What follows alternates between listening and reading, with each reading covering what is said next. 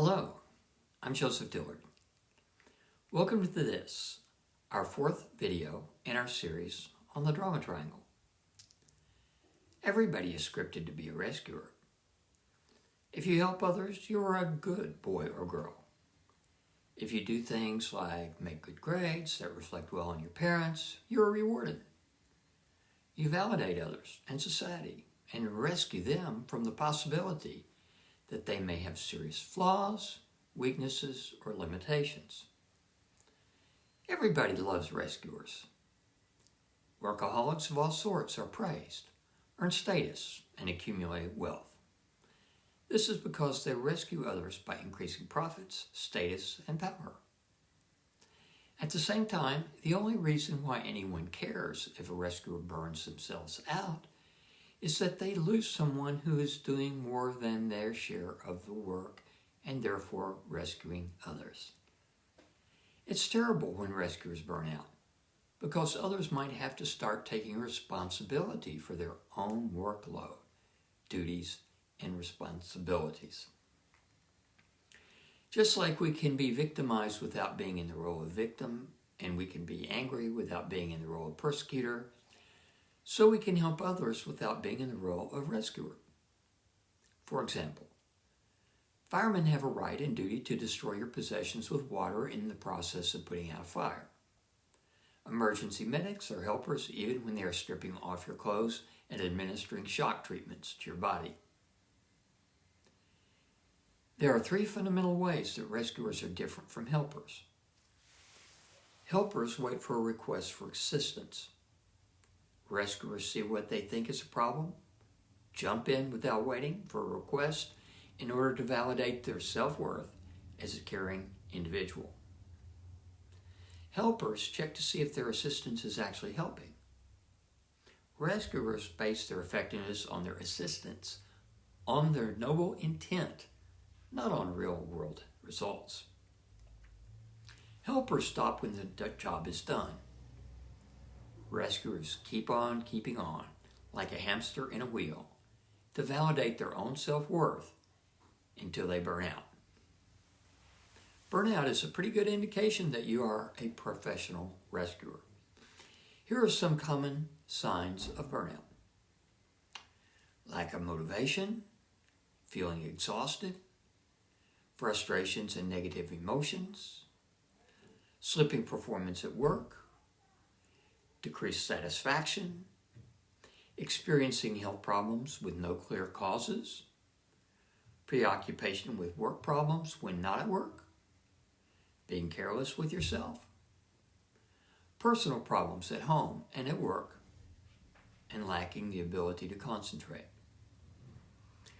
Rescuers generally end up feeling unappreciated and therefore climbing down into the role of victim. No matter how hard I try, no one appreciates me. Rescuers generally end up seeing those they are helping as unappreciative. After all I've done for you, this is the thanks I get. People in the helping professions, such as doctors, psychologists, nurses, therapists, and teachers, tend to be rescuers. Professional rescuers, such as police, lawyers, the military, FBI, and CIA, typically view themselves as helpers but are actually rescuing. We're the good guys that keep the world safe. It is difficult to decide which of the three life positions in the drama triangle is the sickest and most deluded. I suppose it's fair to say that the one you're in, or the one that you're presently being victimized by, is the worst. However, if I had to choose, it would be the position of the rescuer, because it wins the reward for being the most dishonest and manipulative. It is persecuting under the guise of helping. Rescuers also tend to be exceptionalists, like persecutors, only instead of holding the keys to truth, they hold the keys to goodness and health. When one has been scripted and rewarded to be a rescuer, it can be quite threatening to look back at one's life and to realize that the majority of misfortunes and broken relationships were caused by themselves. Our rationalizations and excuses are examples of mental self-rescuing, and our addictions amount to mental and behavioral self-rescuing. We rescue ourselves in our dreams when we wake ourselves up, intervene to maintain control, or provide our own interpretations without consideration of other embedded perspectives, which are as much a part of the dream as we are. Self-rescuing in dreams is simple avoidance. Instead of practicing integral deep listening, we are practicing superficial self-rescuing. What are some strategies for escaping the role of rescuer?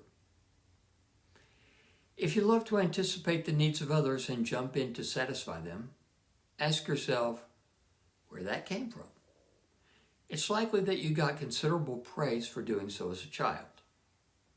Is such praise still required to validate who you are? If so, then who are you if you don't get it? Identify when your intention to do good overwhelms the wisdom of waiting for requests and getting feedback on the assistance you are giving. Ask yourself, what are the consequences for me if I base my sense of self-worth on the praise I get from others? Identify target words, cognitive distortions, and biases that put you in the role of persecutor and eliminate them from your thinking and speaking. One possible target word that may indicate rescuing is need, as in, they need my help, or I need to help them. To be a needy person is to be helpless and dependent. Is my need to help others depriving them of some responsibility and growth from being a partner in helping themselves? Start using ideal interviewing to identify when you are in the role of rescuer in your daily life and follow the recommendations of interviewed emerging potentials to move out of drama. People rescue themselves in ideal interviewing when they interject their interpretations, refuse to get out of the way, and let the interviewed perspective speak, and don't act on the recommendations. It's often more comfortable to stay stuck where one is than exit the drama triangle. Stop viewing others or life as needing you to make everything all better. Recognize that when you play the role of rescuer, you are victimizing yourself by taking on other people's responsibilities. Eventually, you burn out and become a victim. Recognize that when you play the role of rescuer, you will sooner or later feel persecuted by those you are trying to help. Think of typical parents and typical adolescents. Move from being an elitist, exceptionalist purveyor of goodness to practicing the authentic goodness of the Socratic triad that comes from deep listening to the concerns of both subjective and objective others. Ask yourself and ask your family and friends to ask you, if I were in the drama triangle right now, which role would I most likely be in?